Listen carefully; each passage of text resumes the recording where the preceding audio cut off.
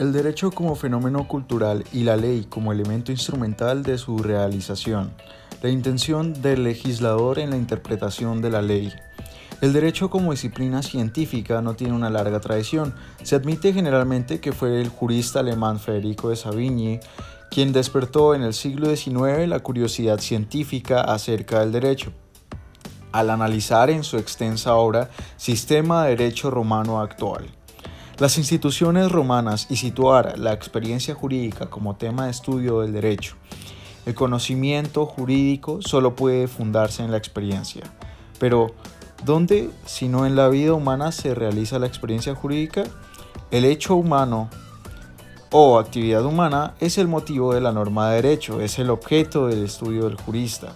Y para alcanzar el conocimiento de este objeto, que es la conducta del hombre con implicaciones jurídicas, no puede apelarse principalmente a la historia en términos absolutos, ni a la sociología y tampoco a la psicología.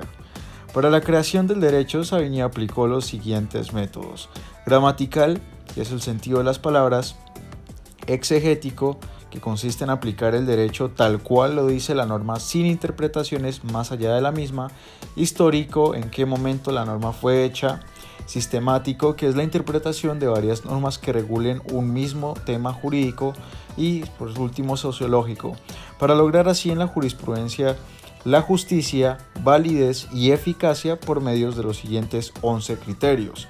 1. Consecuencialista, que exige dotar de significado a un enunciado normativo, teniendo en cuenta las consecuencias de este, más favorables para el derecho. Conformidad con la Constitución política. Interpretación conforme con la Constitución, elemento estructural para darle atribución a las normas. 3. La conservación de las normas y continuidad del ordenamiento jurídico consiste en utilizar las normas en todos los sistemas. A mayor conservación o ocasión de permanencia, mayor seguridad jurídica.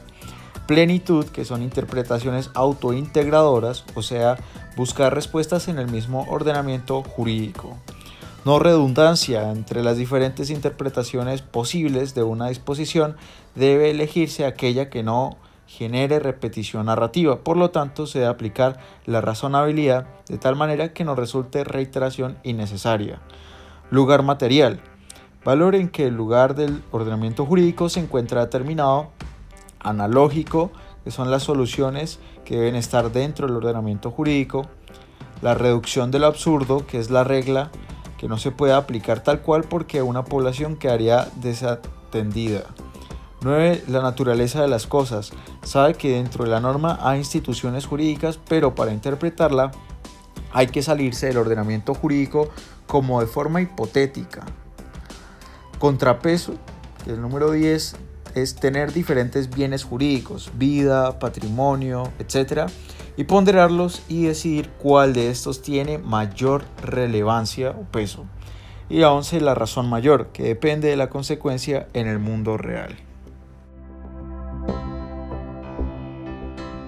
Vamos a entrar en efecto con el concepto e inmanencia de la valoración en el derecho. Primero, el derecho como experiencia existencial. Segundo, la valoración como elemento cultural del derecho. Según la concepción tradicional, la justicia forma parte de los valores morales, al lado de la templanza, la claridad o la pureza. Jurídicamente, la justicia tiene objetividad, es dinámica e implica coexistencia para la realización pacífica del entendimiento social. La alteridad entra en juego activamente para hacer papel significante en el plexo jurídico, pues desde que el derecho es conducta en situación intersubjetiva, entre paréntesis, la conducta mía frente a la conducta de los demás, la medida de lo jurídico le da la realización plural multilateral de las situaciones contempladas. Así, el derecho como entidad creada por el hombre estriba en servir a la idea de justicia, y esta consiste en el entendimiento social que se logra con la realización del conjunto de valores que la integran como cuotas parciales: orden, seguridad, paz, solidaridad, en función de la coexistencia armoniosa para llegar al destino o propósito final, que es el desarrollo de la personalidad de los individuos en beneficio propio y, por extensión, en provecho del ser colectivo. Se nos da así una idea de valor jurídico que se sitúa en la esencia misma del derecho positivo, inmanente al concepto del derecho y que se materializa en cada acto y en cada institución jurídica. La valoración jurídica en la creación del derecho se referencia a la creación del legislador. Primero, la ley y su interpretación, el itinerario de la creación de la ley. Por medio de esta se aclara una duda. Luroblevsky planteó dos sentidos para definir estas interpretaciones. Está el sentido amplio, que es la literalidad de la norma, es la interpretación básica de esta. El sentido estricto, que son opciones y quién va a responder la duda. El intérprete es el legislador, el juez y los operadores jurídicos, que son funcionarios, abogados, doctrinantes, etc.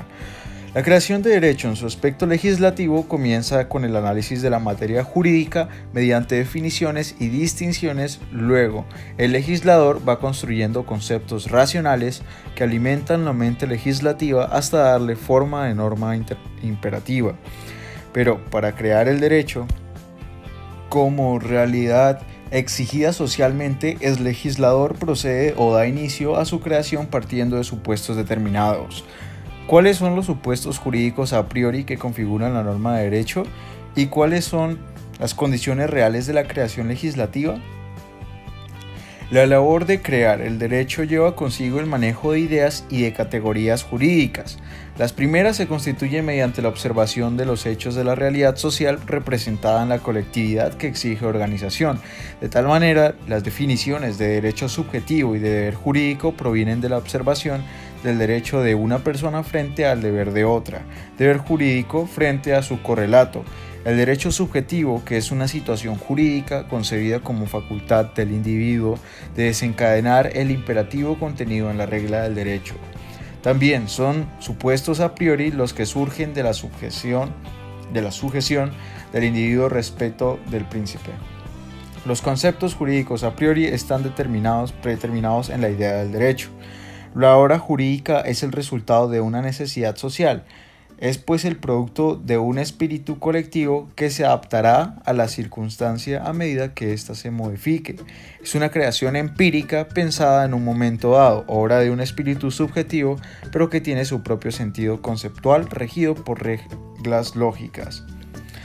La valoración dentro de la norma jurídica y como elemento de la intención del legislador. Para la teoría pura del derecho de Hans Kelsen, esas significaciones que expresan las normas jurídicas son esquemas de interpretación anticipatorios de situaciones en las cuales se establecen relaciones humanas reguladas por el derecho.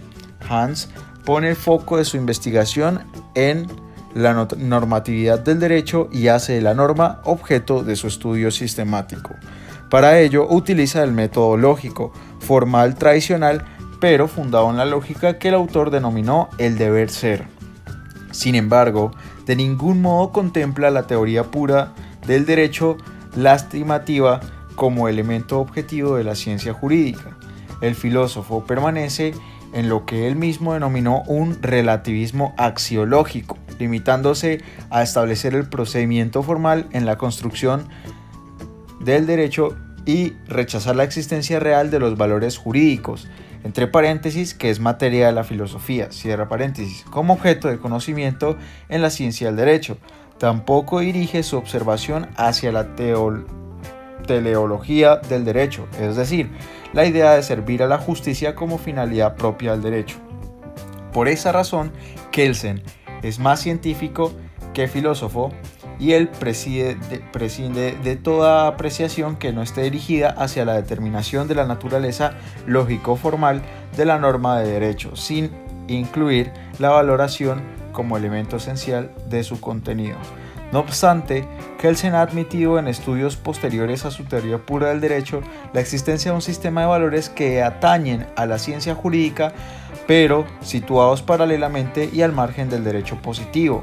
Desde el punto de vista de la tesis egológica de Cosio, de la cual se fundamenta Kelsen, cada vez que el juez aplica la ley pone un sentido personal que ya había sido anunciado en ella, es decir, el intérprete enfoca una conducta humana a la que debe dar significación y el juez o intérprete de la ley positiva es el portador material que da vigencia al contenido jurídico de orden o seguridad, asentando de modo general en el texto como elemento valorativo.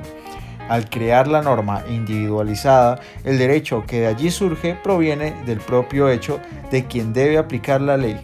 De ahí viene la idea, entre comillas, el juez ha de interpretar la ley de acuerdo con su ciencia y conciencia. Cierran comillas. Tenemos entonces que en la constitución de las normas comentadas han entrado los siguientes elementos. A. Estructura normativa pura con fundamentos en el derecho positivo. B.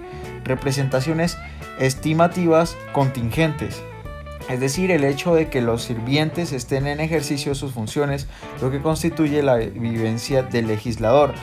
Valoración jurídica que se convierte en su intención implícita, que es el orden y la seguridad con sentido jurídico como equilibrio propio de la justicia correctiva y conmutativa. En cuanto a la justicia en el ordenamiento jurídico, cabe resaltar: cada ser humano debe tratar según sus méritos o capacidad, entre paréntesis, sociedad capitalista de libre competencia económica, cierra paréntesis. Cada ser humano se debe tratar según su trabajo, entre paréntesis, marxista, cierra paréntesis.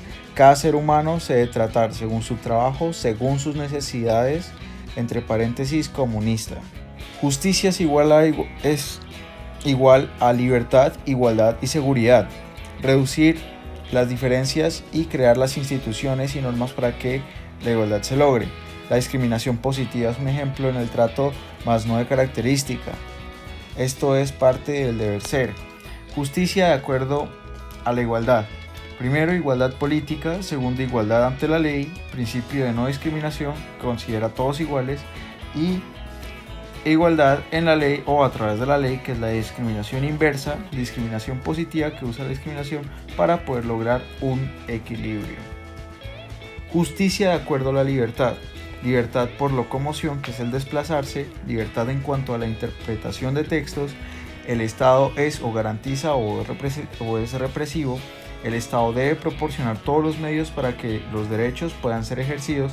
Libertad negativa consiste en que el Estado no hace nada, no interviene y permite en efecto la libertad que sea desarrollada por los individuos, en donde no hace más que guiar y garantizar, regular y supervisar que los contratos se cumplan, y la mínima intervención del Estado.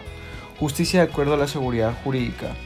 Orden, entre paréntesis, normatividad, jerarquización de las normas, cierra paréntesis, se refleja en el orden que la sociedad ha pactado. En donde hay seguridad, hay justicia. Ejemplo, normas primarias de Hart. Segundo, certeza. Depende de la estabilidad del ordenamiento jurídico. Entre más estable, mayor certeza tendrá la norma. Entre menos evolucionado sea el ordenamiento, más propenso al cambio será. Tercero, seguridad en sentido estricto.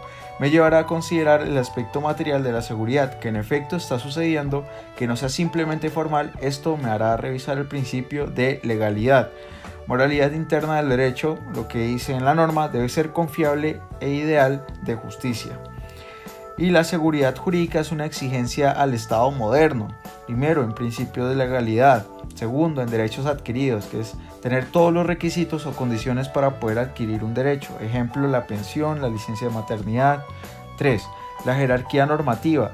En el ordenamiento jurídico hay una clasificación dependiendo de su valor jurídico. Cuarto, la cosa juzgada, cuando se dicta una sentencia y se supone que ya no hay más recursos. Y quinto, irretroactividad, que es la ley que siempre se rige hacia el futuro.